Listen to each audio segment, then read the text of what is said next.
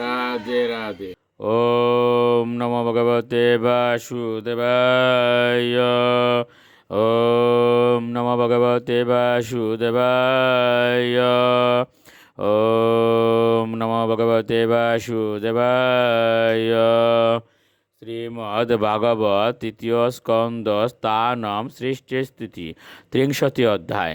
ভগবান কপিলদেব কর্তৃক অশুভ সকাম কর্মের বর্ণনা। শ্লোক 31।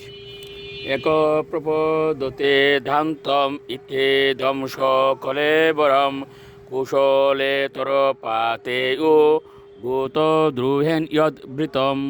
অনুবাদ: তার বর্তমান শরীর ত্যাগ করার পর সে একলা নরকের গভীরতম অন্ধকার প্রদেশে প্রবেশ করে এবং অন্য প্রাণীদের প্রতি হিংসা করে সে যে ধন অর্জন করেছিল সেই পাপকে পাথেয় রূপে সে সঙ্গে নিয়ে যায়।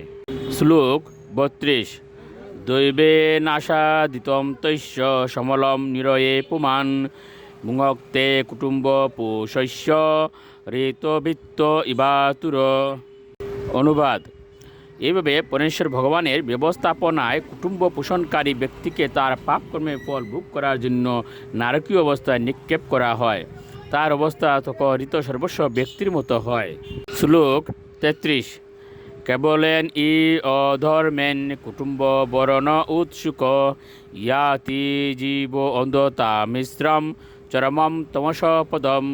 অনুবাদ: অতএব যে ব্যক্তি অবৈধ উপায়ের দ্বারা তার পরিবার এবং আত্মীয়স্বজন পালনে অত্যন্ত উৎসুক, সে অন্ধতা মিশ্র নামক নরকের গভীরতম অন্ধকার প্রদেশে প্রবেশ করে। শ্লোক 34।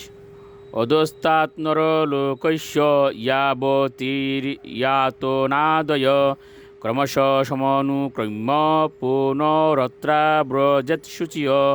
অনুবাদ: সমস্ত কষ্টকর নারকীয় অবস্থা ভোগ করার পর এবং নিম্নতম পশু জীবন থেকে মনুষ্য জন্মের পূর্ব পর্যন্ত সমস্ত স্তর ক্রমশ অতিক্রম করে এবং এইভাবে দণ্ড ভোগ করার মাধ্যমে পাপ থেকে মুক্ত হয়ে সে পুনরায় এই পৃথিবীতে মনুষ্যরূপে জন্মগ্রহণ করে। ইতি শ্রীমদ্ ভাগবতে তৃতীয় স্কন্দের ভগবান কপিলদেব কর্তৃক অশুভ সকাম কর্মের বর্ণনা নামক 63 অধ্যায়ের ভক্তি বেদান্ত তাৎপর্য। রাধে রাধে।